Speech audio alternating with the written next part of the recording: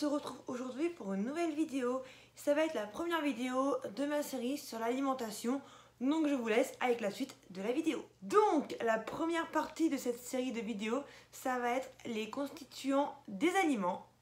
Donc les aliments doivent apporter à l'organisme tout ce qui est nécessaire à son bon fonctionnement. Donc ça apporte de l'énergie, des protéines, de la vitamine et de l'eau. Maintenant du coup nous allons parler de l'eau. La proportion de l'eau dans les aliments varie de 10 à 90% selon les aliments.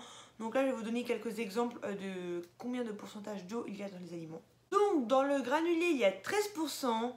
Dans le foin, il y en a 15%. Dans l'herbe, il y en a 90%. Et dans l'enrubané, il y en a 30% pour les chevaux. Et pour vous faire un petit aperçu, il y en a 50% pour l'enrubané des vaches. Maintenant, nous allons parler de la matière sèche.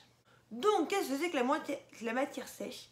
La matière sèche, c'est la matière brute moins l'eau. Donc, en fait, la matière brute, c'est l'aliment en entier, si vous voulez. Et la matière sèche, du coup, vous prenez votre aliment et vous retirez l'eau. Dans la matière sèche, on a déjà les matières minérales. Donc, on va commencer par vous parler des macroéléments. Donc, nous avons le phosphore, le calcium, le potassium, le magnésium, le ou la chlorure. Voilà, le sodium et le soufre. Et maintenant, nous allons parler des oligo-éléments. Ce sont des éléments minéraux qui sont indispensables au bon fonctionnement de l'organisme, mais en très petite quantité. Exemple, le fer, le cuivre, etc. Maintenant, nous allons parler de la matière organique. Donc, nous allons commencer par les glucides. Donc, les glucides, c'est le sucre. Donc nous avons déjà les glucides à digestibilité totale. Donc nous avons les sucres rapides qui sont des petits sucres, le glucose si vous voulez. Donc voilà, donc ce sont des petits sucres qui sont vite assimilés, enfin vite digérés. Bref voilà. Et après nous avons les sucres lents qui sont du coup digérés beaucoup plus lentement, comme par exemple l'amidon qui sont des plus grosses molécules. Nous avons les glucides à digestibilité partielle.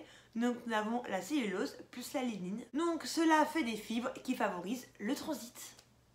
Et maintenant nous allons parler des lipides. Donc la plupart des lipides qu'on retrouve dans les aliments sont des triglycérides. Donc c'est un glycérol plus 3 acides gras. Dans les acides gras, nous avons les acides gras saturés et les acides gras insaturés. Donc les acides gras saturés sont plus souvent d'origine animale, donc ce qu'on trouve dans le beurre. Et du coup, ces acides gras-là peuvent provoquer du cholestérol qui peuvent être à l'origine de maladies cardiovasculaires. Les acides gras insaturés, eux, sont plus souvent d'origine végétaux, comme par exemple l'huile d'olive, qui, elle, est favorable contre le cholestérol. Les acides gras insaturés vont être transformés dans l'organisme en acides gras dont votre corps, celui de votre cheval, bref, dont l'organisme a besoin.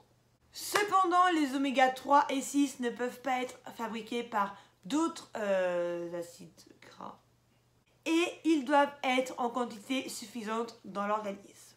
Donc, les acides gras volatiles, donc plus souvent appelés comme AGV, sont des tout petits acides gras qui sont créés par le corps lors de la digestion microbienne. Maintenant, nous allons parler de la matière azotée. Donc, dans la matière azotée, on distingue la matière azotée non protéique et les protéines. Et les protéines, ce sont tout simplement un assemblage de plusieurs acides aminés. Maintenant, nous allons parler des vitamines. Donc, les vitamines sont indispensables au bon fonctionnement du corps, mais seulement en toute petite quantité. Et nous distinguons deux types de vitamines, donc les vitamines hydrosolubles, donc B et C, et les vitamines liposolubles, donc A, D, E et K.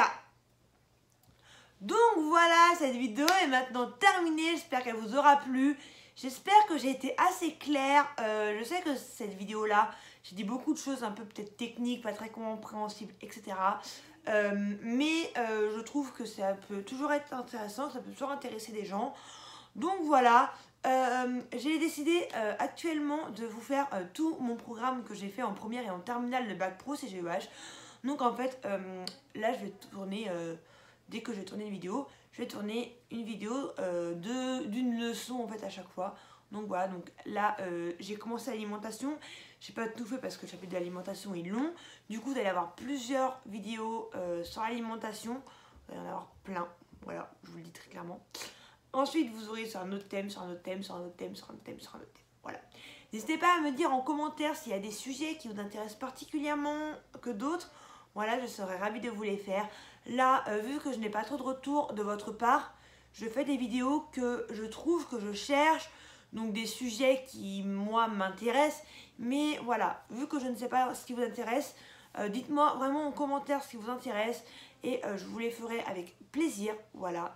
Et du coup, je vous fais des gros bisous. Et je vous dis à la prochaine. Bye.